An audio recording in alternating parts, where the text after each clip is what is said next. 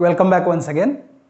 In previous lecture, we have seen the concept related with the scrotum or the scrotal sac, which is the pouch-like structure which holds the testes inside it and support to the testes and also protect the testes. Today, in this video segment, we are going to discuss about the primary sex organ, that is testes.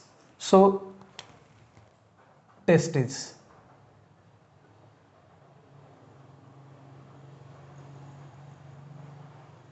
Testis is the primary sex organ, primary male sex organ. Testis is primary male sex organ. We have already discussed about the primary and secondary sex organ in previous some video segment. Now, the primary sex organ is responsible for formation of gamete. So, that primary sex organ is also called as, or it is also considered as, male gonad. Testis is also considered as male gonad, and this testis is responsible for formation of sperm. Formation of sperm takes place inside the testes.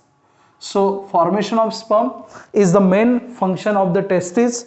So testis is the male gonad which is responsible for formation of gamete, which is located in scrotal sac.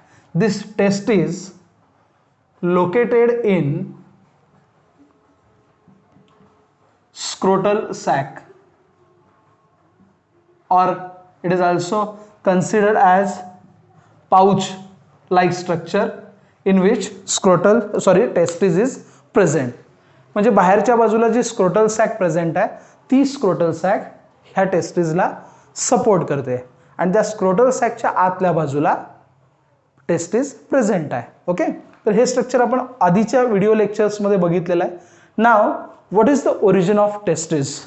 During the embryonic development of the human body or the embryonic during formation of embryo or development of embryo, testes are actually formed in an abdominal region. During embryonic development, ज्यावेळेस गर्भ वाढायला चालू होतो, during embryonic development, testes formed in abdominal region, and it is soft organ, abdominal region, and it descend down from lower abdomen into respected scrotal sac or respective scrotal sac. याचं meaning कळालं का बघा? मला काय सांगायचं? For example, this is the thorax region, this is the abdominal region. Okay, हे thorax region आहे, हे ॲब्डॉमिनल रिजन आहे, and these are the scrotal sac like this. These are the scrotal sac. Okay, आणि हे आपल्या पायाचा part आहे, हा थाय रिजन आहे. ओके, टेस्टिस ज्यावेळेस गर्भ तयार होत असतो त्यावेळेस टेस्टिस जे असते ते ॲब्डॉमिनल पार्ट मध्ये तयार होते. दिस इज द ॲब्डॉमिन. ॲब्डॉमिन आणि वरच्या बाजूला हा जो रिजन असतो याला आपण थोरॅक्स म्हणतो. This two are cavities of body which get separated by the diaphragm. ह्याच्यामध्ये डायफ्राम असतोय. This is the abdominal region and this is the thorax region. Actually, during embryonic development, this is very important. During embryonic development, म्हणजे आईच्या गर्भाशयामध्ये युटरसमध्ये ज्यावेळेस embryo हळूहळू मोठा होत असतो त्यावेळेस त्याचे जे टेस्टिस असतात, म्हणजे मेल एम्ब्रिओचे जे टेस्टिस असतात ते टेस्टिस हे ॲक्च्युली ॲब्डॉमिनल ओरिजिन असतात, म्हणजे ॲब्डॉमिनमध्ये तयार होतात. These are the testis. And at the 7th month of the pregnancy, म्हणजे ज्यावेळेस एखादी स्त्री 7 महिन्यांची प्रेग्नंट असते त्यावेळेस तिच्यात वाढणारं जे बाळ असतं त्याच्या पोटामध्ये तयार झालेले जे काही टेस्टीज असतात ते 7व्या महिन्याला ह्या स्क्रोटल सॅकमध्ये डिसेंड डाऊन होतात. Okay, this is known as a scrotal sac or it is also known as a scrotum, singular. स्क्रोटममध्ये डिसेंड डाऊन होतात. तर ही अशी एक कन्सेप्ट आहे ज्याच्यामध्ये ॲबडॉमिनल ओरिजिनमध्ये ॲबडॉमिनमध्ये टेस्टीज तयार होतात आणि 7th मंथच्या वेळेस म्हणजे बाळ 9 महिने 9 दिवसाचं झालं की त्याचा बर्थ होतो, पण 7व्या महिन्याला जे टेस्टीज तयार झालेले असतात ॲबडॉमिनल रिजनमध्ये, इथे एक कॅनल असते. मी मागच्या लेक्चरला सांगितलेलं होतं that canal is known as a inguinal canal. आणि ह्या इंग्वायनल कॅनलमधून हे जे काही टेस्टीज असतात ते टेस्टीज रेस्पेक्टिव्ह स्क्रोटल सॅकमध्ये डिसेंड डाऊन होतात. ओके, आणि टेस्टीज हे मेसोडर्मल ओरिजिनचे आहेत. Testes are mesodermal in origin. Now what mean by the mesoderm? During embryonic development, the 3 germ layers are formed, as we know about the animal kingdom, the concept from the animal kingdom. Suppose during the embryonic development 3 germ layers are formed, for example endoderm, ectoderm and mesoderm, then the organism is considered as triploblastic organism, and human beings are triploblastic organism. During embryonic development 3 germ layers are formed, endoderm, ectoderm and mesoderm, and from the mesoderm testes are actually formed. Okay, testes हे mesoderm पासून तयार होतात. So these are very soft. हे soft असतात testes. Next point, testes scrotal sac मध्ये present आहे आणि टेस्टीजचे आपल्याला डायमेन्शन्स बघायचे आहेत. It descend down into the scrotal sac through the inguinal canal. Inguinal canal जे असते त्याच्यातून डिसेंड डाऊन होतात. या टाईपचे टेस्टीज आहेत. हे वरच्या बाजूला इपिडिडॅमिस प्रेझेंट असते. दिस इज द इपिडिडॅमिस आणि ह्यामध्ये असे टेस्टीज आहे. Okay, this is the testes. आणि टेस्टीजच्या वरच्या साईडला सुपेरियर साईडला किंवा लॅटरल साईडला किंवा इन्फेरियर साईडला epididymis is present. Epididymis is present, and from here vas difference is also present. Vas difference actually starting from this point and it goes towards the upward side or upward movement त्याची असणार आहे. आणि ह्याच्या भोवती हे scrotal sack present आहे. The testis is attached to the scrotal sac with the help of this fibromuscular band. Here the fibromuscular band आहे. This fibromuscular band is known as gubernaculum. त्याला आपण gubernaculum असं म्हणतो. This is the scrotal sac. Okay, this is known as a scrotum. Okay, ह्याला आपण scrotum असं म्हणतो. This is the gubernaculum and this testis is attach to the scrotal sac with the help of fibromuscular band. This is the fibromuscular band. Fibromuscular band and this fibromuscular band is known as gubernaculum. तर त्याला आपण gubernaculum असं म्हणतो. परत एकदा points cover करूया. Testis is the primary sex organ. This sex organ is responsible for formation of sperm. So it is considered as a male gonad because gonad means sex organ. So male gonad, formation of sperm takes place. It is located in a scrotal sac. After that during the embryonic development, गर्भधारणा झाल्यानंतर, pregnancy झाल्यानंतर ज्यावेळेस ते बाळ आईच्या गर्भाशयात वाढत असतं त्यावेळेस त्याच्या ॲबडॉमिनल रिजनमध्ये टेस्टीज तयार होतात.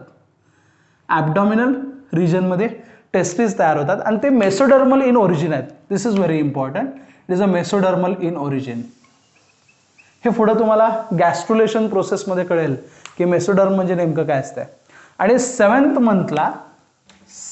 मंथला हे 2 टेस्टीज जे आहेत ते त्या स्क्रोटल सॅकमध्ये डिसेंड डाऊन होतात.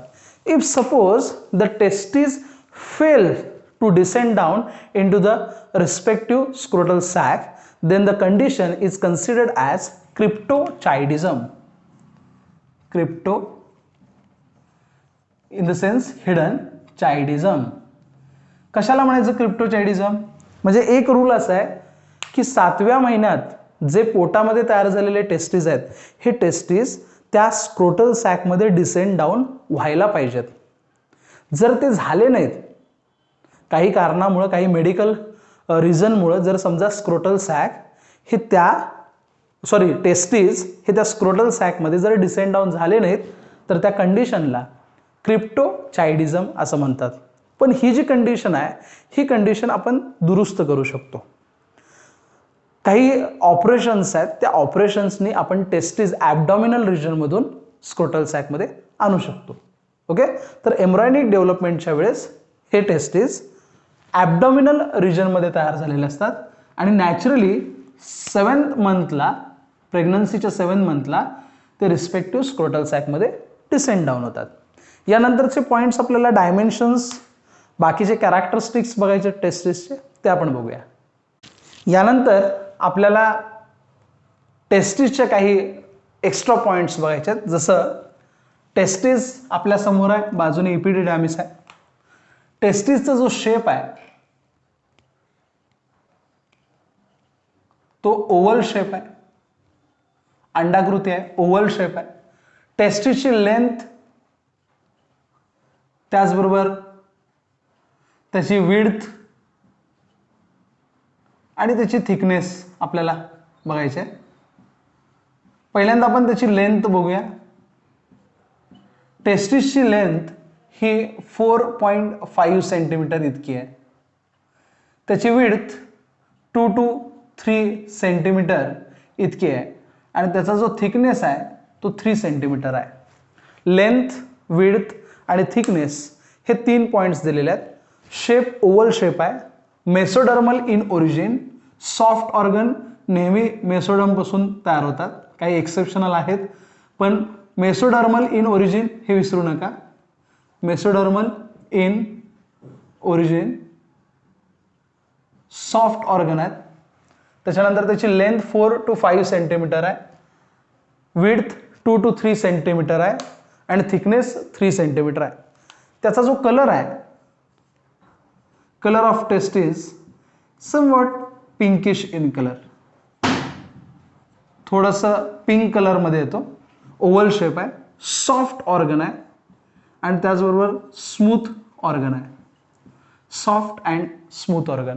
ओके, तर हे सगळं टेस्टिस रिलेटेड झालं.